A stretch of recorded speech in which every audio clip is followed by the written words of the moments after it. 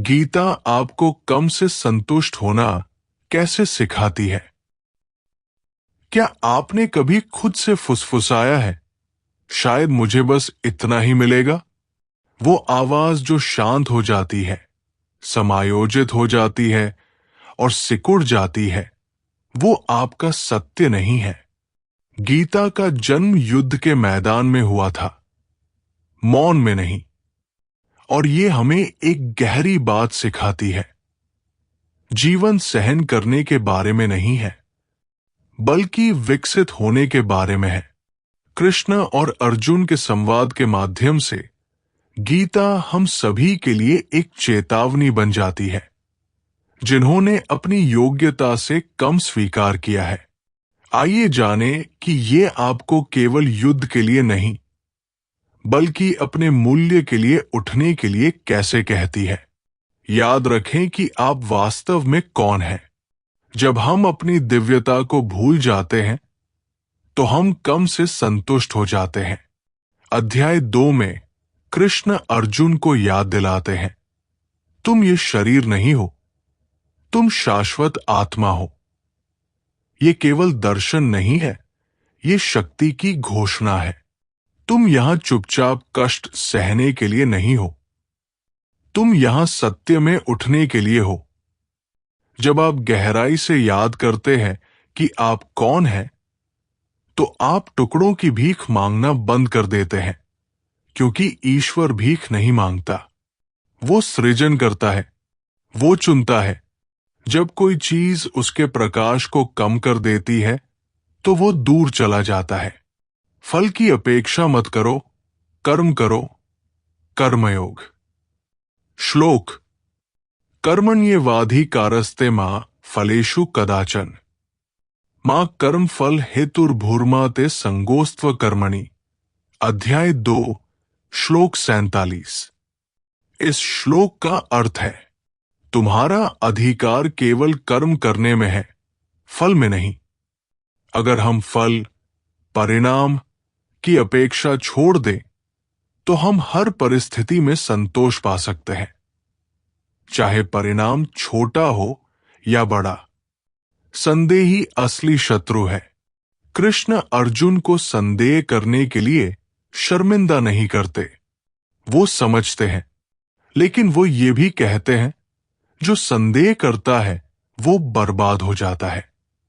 जब आप इस बात पर संदेह करते रहते हैं कि क्या आप पर्याप्त अच्छे हैं, पर्याप्त प्यारे हैं, पर्याप्त सक्षम हैं, तो आप समझौता कर लेते हैं। इसलिए नहीं कि आप योग्य नहीं हैं, बल्कि इसलिए कि आपका संदेह आपकी इच्छा से ज्यादा जोरदार हो जाता है। गीता सिखाती है, आपकी स्पष्टता आपके भ्रम से ज्यादा मजबूत होनी चाहिए।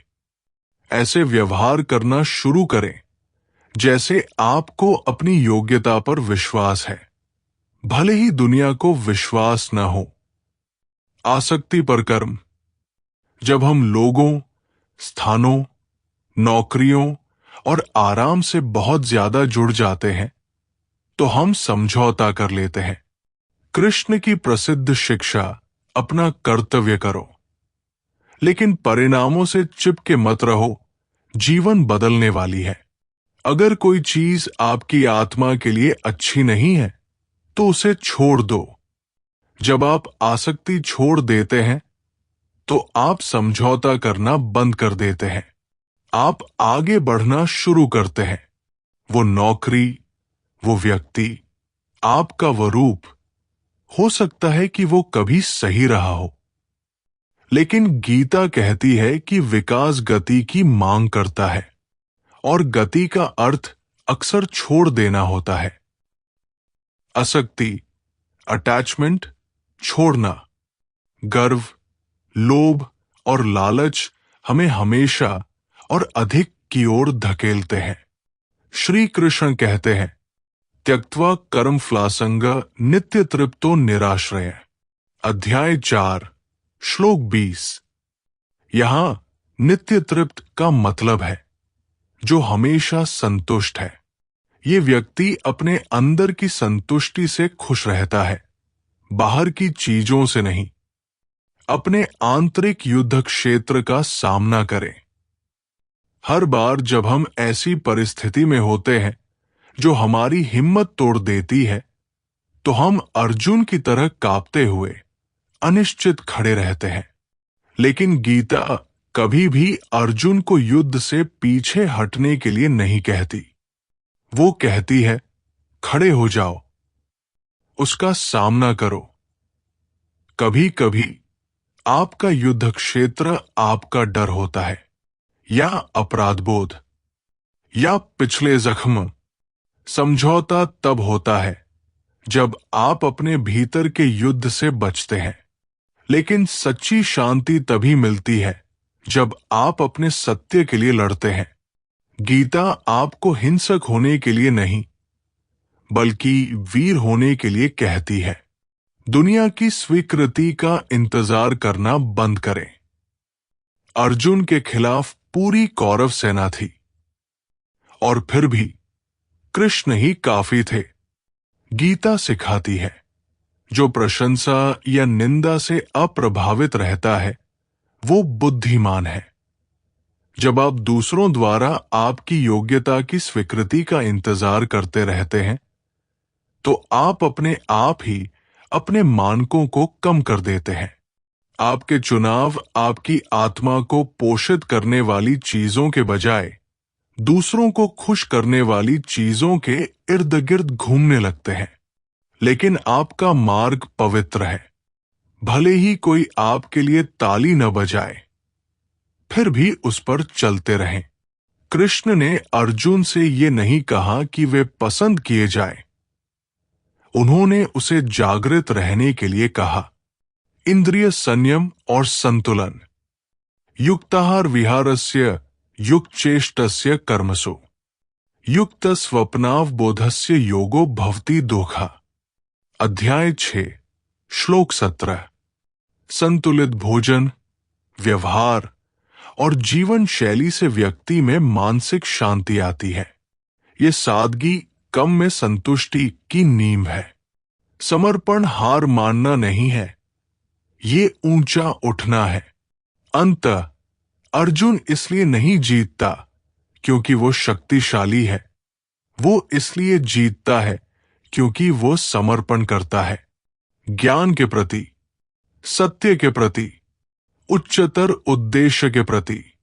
जब आप उस चीज के प्रति समर्पण करते हैं जिसकी आपकी आत्मा वास्तव में लालसा करती है, तो आप समझौता करना बंद कर देते हैं।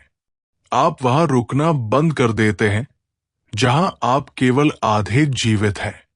गीता सिखाती है कि असली शक्ति सब कुछ नियंत्रित करने में नहीं है, ये उस चीज को छोड़ देने में है जो आपके लिए नहीं है, और उस मार्ग पर भरोसा करने में है जो आपके लिए है। सिकुड़ना बंद करो, समर्पण करना शुरू करो। सच्ची संतुष्टि अंदर से आती है, बाहर से नहीं। ये स्व आत्मर्तिरेव स्यादात्म तृप्तश्च मानव आत्मन्येव च संतुष्टे तस्य कार्य न विद्यते। अध्याय 3 श्लोक 17। जो व्यक्ति अपने आप में रमा हुआ है, वही वास्तव में संतुष्ट है। इसका अर्थ यह है कि हमें दूसरों या भौतिक वस्तुओं पर निर्भर नहीं रहना चाहिए संतुष्टि के लिए। सारांश। गीता हमें यह सिखाती है कि संतोष बाहर की चीजों में नहीं है, बल्कि हमारे दृष्टिकोण में है। कम या अधिक वस्तुओं से अधिक महत्वपूर्ण है मन की स्थिति। जब हम परिणाम की चिंता छोड़कर वर्तमान कर्म में ध्यान लगाते हैं, तब हमें मानसिक शांति और संतुष्टि मिलती है।